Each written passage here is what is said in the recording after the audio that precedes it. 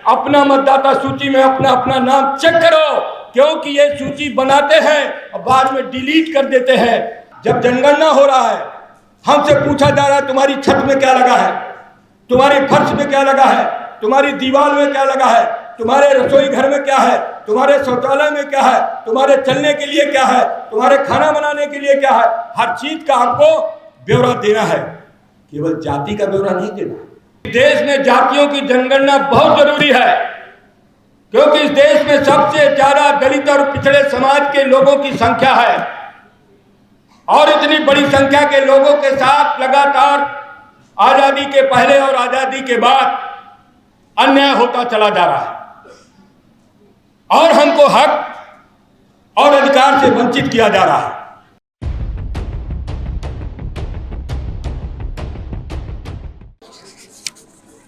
धन्यवाद professor Himanshu ji. We the people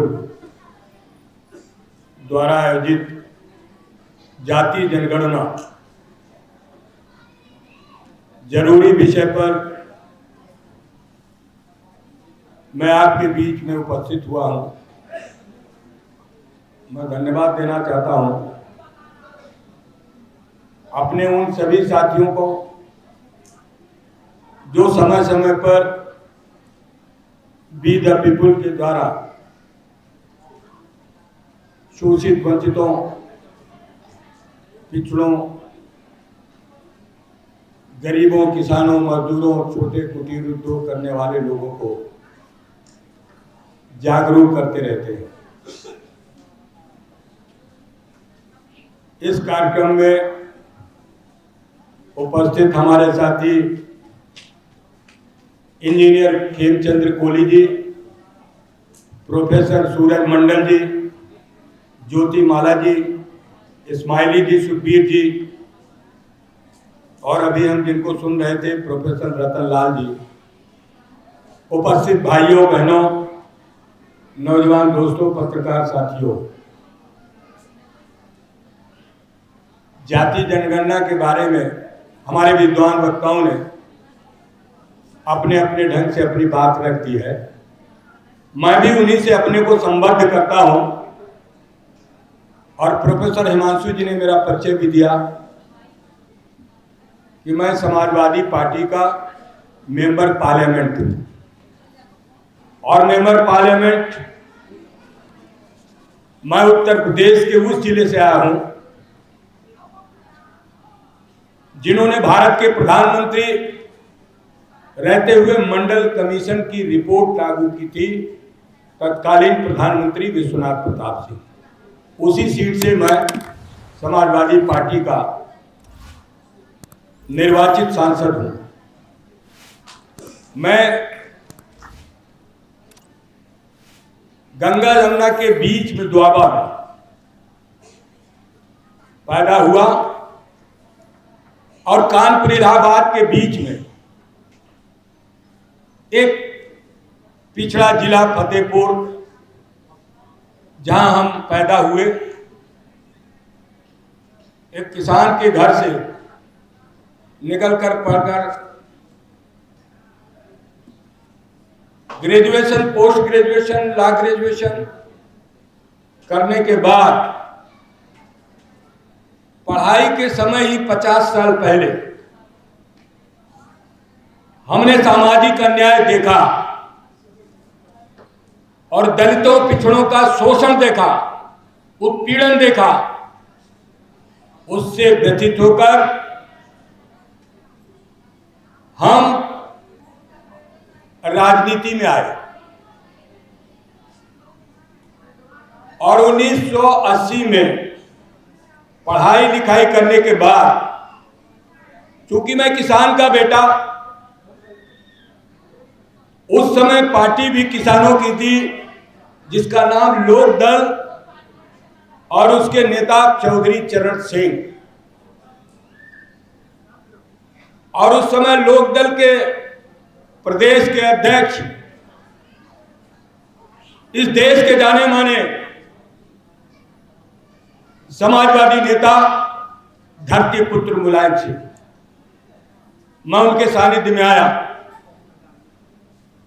और सामाजिक अन्याय के खिलाफ, किसानों के शोषण के खिलाफ, मजदूरों के उत्पीड़न और शोषण के खिलाफ उनके दिए गए आंदोलन को हम लोगों ने अपने विद्यार्थी जीवन में बढ़ाया।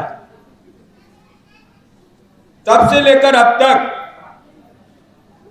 हम गैर बराबरी की लड़ाई, चाहे वो सामाजिक गैर बराबरी हो, चाहे आर्थिक गैर बराबरी हो, उस लड़ाई में जहां भी समाजवादी पार्टी खड़ी हुई उसमें हमने बढ़ चढ़ करके भाग लिया।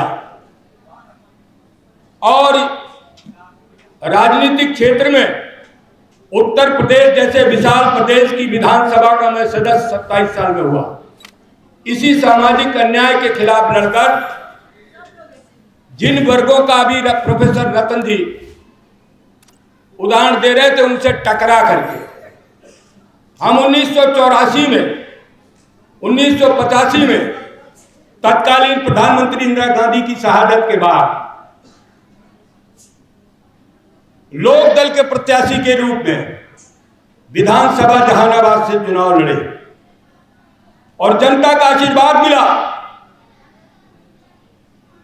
दलित समाज के लोगों का आशीर्वाद मिला, बहनों का, माताओं का आशीर्वाद मिला और किसानों का अपूर्व सहयोग मिला। और हमने उस समय की जो हुकूमत थी उसको हरा करके हमने सामाजिक न्याय का झंडा 1984-85 में गाड़ा। और उसके बाद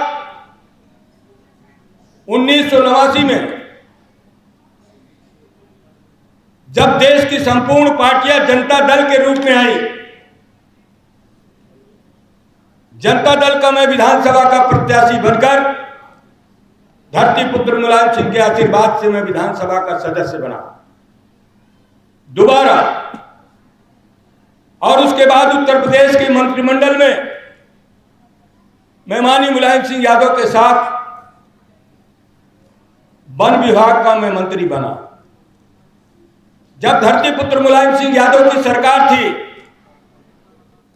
और देश में विश्वनाथ प्रताप सिंह की सरकार थी, हम लोग विद्यार्थी जीवन से सामाजिक अन्याय के खिलाफ लड़ते लड़ते डॉक्टर राम मनोहर लोहिया के सिद्धांत पर आर्थिक और सामाजिक गैर बराबरी की लड़ाई में आकर मंडल कमीशन लागू करो वरना कुर्सी खाली करो का नारा लगाकर हम लोग राजनीति में आए। और राजनीति में काम करते करते 18 वर्ष उत्तर प्रदेश की विधान परिषद में 3 मरतबा में धरती पुत्र मुलायम सिंह के आशीर्वाद से और समाजवादी पार्टी के आज के राष्ट्रीय अध्यक्ष अखिलेश यादव जी की कृपा से और आप सबके आशीर्वाद से मैं उत्तर प्रदेश की विधान परिषद में 18 वर्ष तक मैं विधान परिषद का सदस्य बना। और जब जब मुझे उत्तर प्रदेश की विधानसभा में या विधान परिषद में बोलने का मौका मिला तो मेरा पहला एजेंडा सामाजिक न्याय ही रहा। आज से 5 वर्ष पहले कोहली साहब आप भी समाजवादी पार्टी में थे, मैंने विधान परिषद के अंदर जाति जनगणना कराओ आज के मुख्यमंत्री के सामने, जो उत्तर प्रदेश का मुख्यमंत्री है, कहा जाति जनगणना कराओ। और हमारे नेता अखिलेश यादव ने धरती पुत्र मुलायम सिंह यादव के छेड़े गए आंदोलन में कि इस देश में जातियों की जनगणना बहुत जरूरी है, क्योंकि इस देश में सबसे ज्यादा दलित और पिछड़े समाज के लोगों की संख्या है और इतनी बड़ी संख्या के लोगों के साथ लगातार आजादी के पहले और आजादी के बाद अन्याय होता चला जा रहा है और हमको हक और अधिकार से वंचित किया जा रहा है। जाति जनगणना जरूरी है, उसके बारे में आप सब लोग जानते हैं, मुझे कोई बात अलग से नहीं करना है।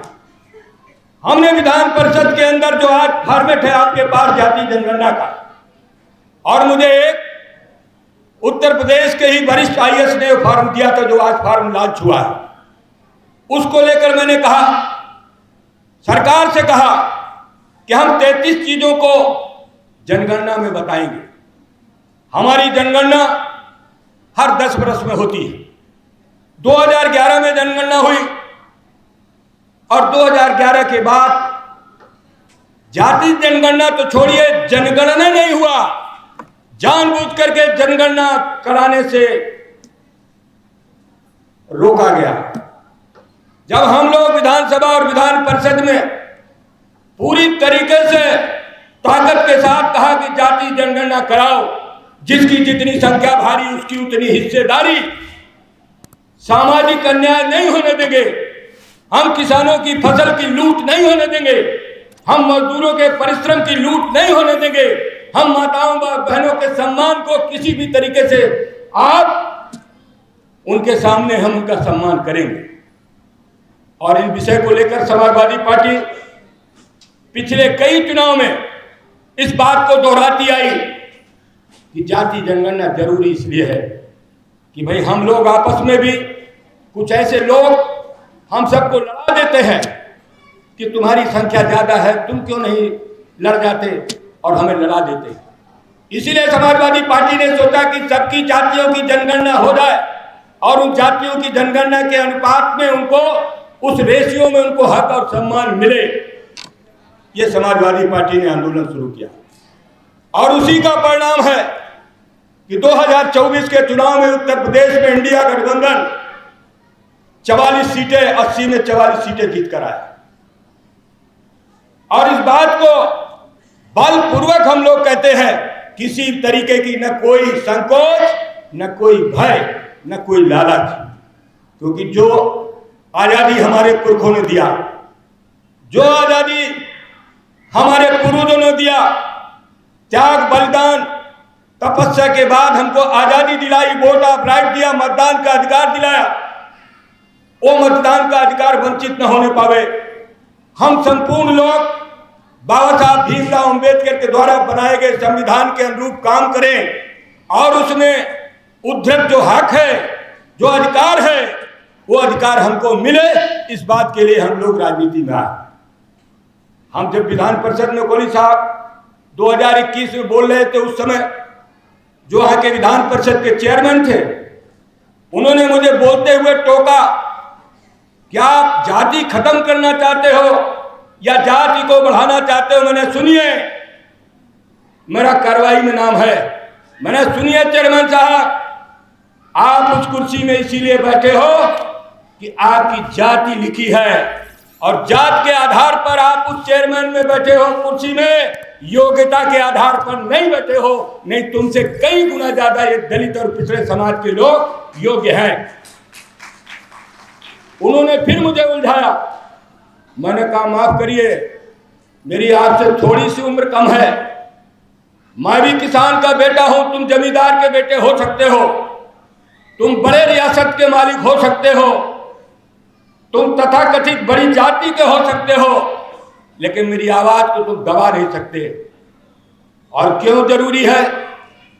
जब हम पैदा होते हैं तो सवेरे कुटुंब रजिस्टर में सबके लिखा जाता है कि खेमचंद कोहली, हिमांशु सिंह या प्रोफेसर रतन कुमार या नरेश उत्तम पटेल, संजय सिंह, सबकी जाति लिखी जाती है।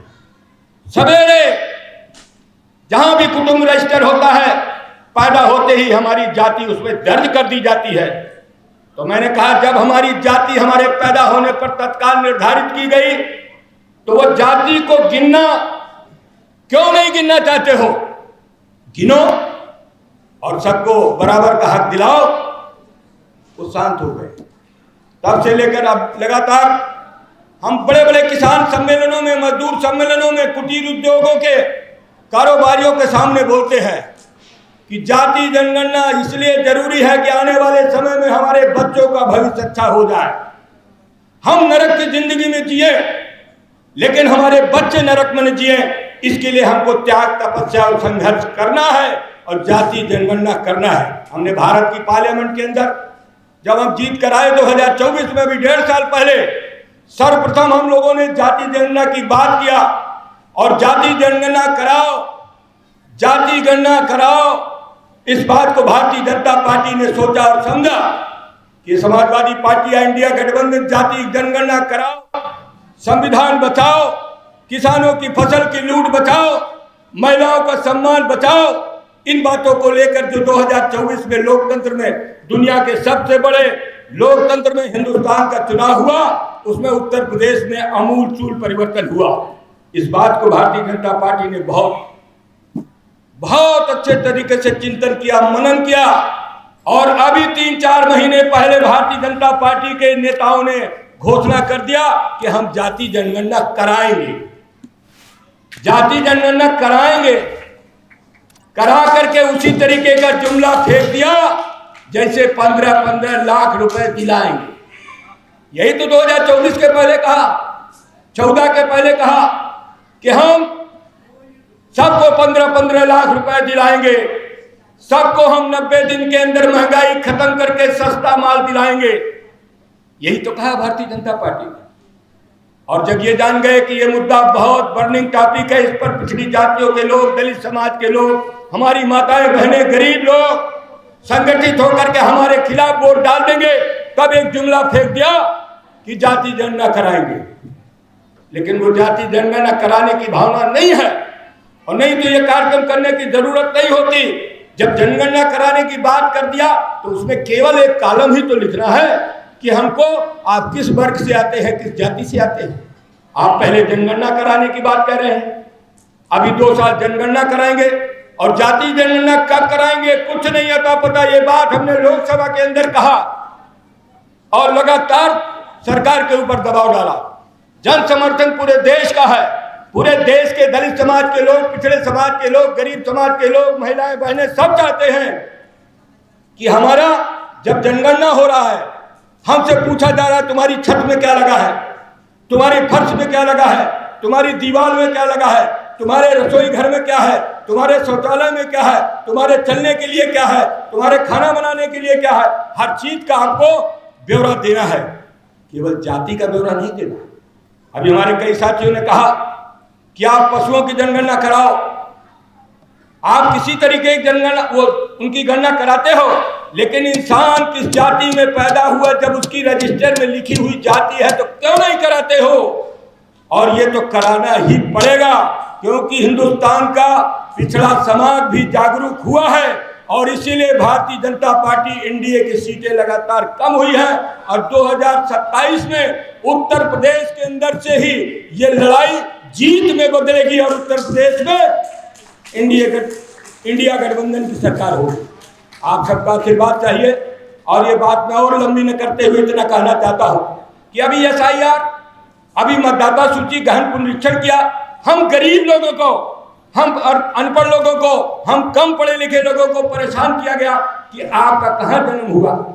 हमारा मकान है, हमारी खेती है, हमारा कारोबार है और इस SIR के नाम पर सबसे ज्यादा अपमानित करने का काम दलित समाज और पिछड़े समाज के अकलियत के भाइयों को किया गया है जानबूझ करके कि इनके वोट को किसी तरीके से घटाओ। नहीं, ये तो हमको हटा देंगे। इसीलिए चुनाव आयोग को भी इन्होंने अपने साथ करके जनता को परेशान करने का काम किया है। मैं भी आप सबसे कहना चाहता हूं, आप लोगों ने मतदाता सूची गहन पुनरीक्षण में भाग लिया होगा, अपना मतदाता सूची में अपना नाम अंकित कराया होगा। अगर किसी भाई बहन का मतदाता सूची में नाम अंकित न हो तो अभी भी टाइम है, अपना मतदाता सूची में अपना नाम चेक करो, क्योंकि ये सूची बनाते हैं और बाद में डिलीट कर देते हैं, उसको हटा देते हैं। इसलिए सबको सजग रहने की जरूरत है। भाषण बहुत दिए जाएंगे लेकिन धरती में काम करना बहुत कठिन काम है, बहुत कठिन काम है। और इस काम को करने के लिए प्रत्येक आदमी को मतदाता सूची में अपना नाम चेक करना होगा। कोहली साहब, इस गलतफहमी में मत रहना कि हमारा तो नाम पहले भी था, अभी भी हमने BLO को दे दिया है। ये वो लोग हैं कि मतदान के दिन आपका नाम कटा हुआ मिलेगा। इसलिए सबसे कहना चाहता हूं कि आप सब लोग मतदाता सूची में अपना नाम चेक करो और चेक करके अपना नाम अगर उसमें नहीं है तो जुड़वाओ। अपने परिवार में किसी व्यक्ति का नहीं है तो जुड़वाओ, अपने मोहल्ले में किसी का नाम नहीं है तो उसे जुड़ाओ, अपने गांव में, अपने इलाके में, अपने समाज में अगर किसी भाई में बहन का नाम ना हो तो मतदाता सूची में नाम जुड़वाओ। और ये जो महायुद्ध होगा, इस महायुद्ध में मैं दावे के साथ कहता हूं कि यही बहुसंख्यक की जीत होगी। इसी देश में आपका राज्य बनेगा, आपकी हुकूमत बनेगी। और ये जालिम लोग, ये अत्याचारी लोग, ये पक्षपाती लोग, ये भेदभाव करने वाले लोग यहां से जाएंगे। कमाने वाला खाएगा और लूटने वाला जाएगा। ये नारा लगा करके आप काम करना। विजय श्री आपके हाथ में होगी। इन शुभकामनाओं के साथ मैं आप सबका धन्यवाद देता हूं और वीजा कुल के लोगों को भी धन्यवाद देता हूं कि आप सब लोगों ने इतना शानदार कार्यक्रम किया और यहाँ बुलाकर हमको भी अपनी बात कहने का मौका दिया। बहुत बहुत धन्यवाद। जय भारत, जय समाजवाद।